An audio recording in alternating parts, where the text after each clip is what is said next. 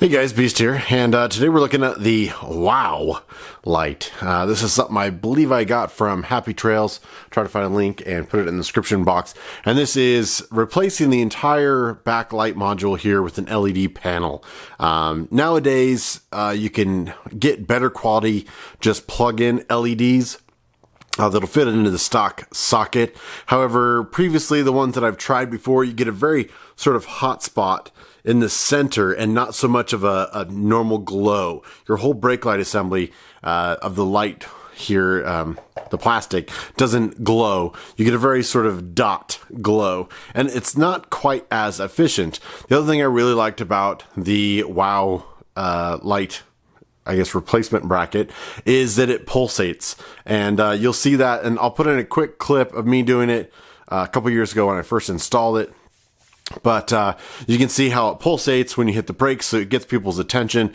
Go back to my the monster review I did of that light, and I can't really think of the brand right now, but I absolutely love that light. It's integrated LED turn and brake and running lights, and it's flawless. Nobody makes anything like that for the KLR. So what happens here is I'm going to, I just pulled the screws off. This is the first time I've actually pulled this off in 2 years. Now, I did my best to try to seal this, but as you can see, it's not really sealed that well anymore. I put some like butyl rubber here in the corner, so I may actually just try to seal this with actual like silicone. Take a look at that. Let me zoom in a little bit for you. There we go. There's the actual bracket assembly. So as you can see, you get basically it gets held on by the same screws that holds the outside plate on, and this thing is filthy. Let's just make sure it still actually runs. Let me kick on the power here to the light. Yep, still works. It may not flash because the bike's not running. Yeah, it's still gonna flash. Activate there so you can kind of get an idea, but man, this thing is filthy. Absolutely. Let me take some compressed air to it and see if we can actually take a look at it.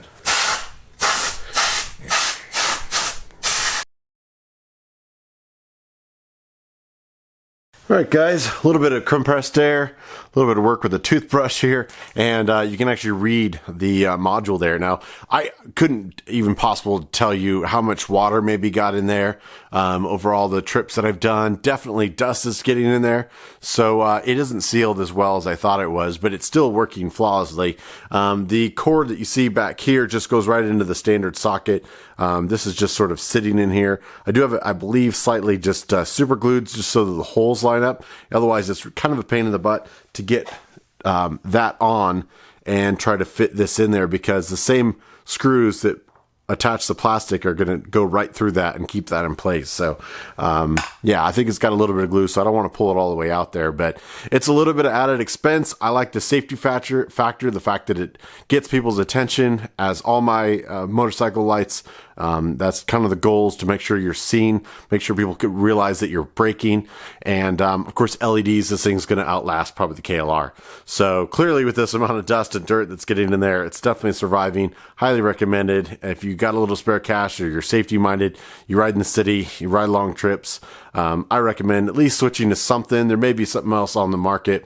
2 years ago, this is probably the best choice I could find. Let me know if you guys are using something else in your KLRs, and we'll catch you guys down the road.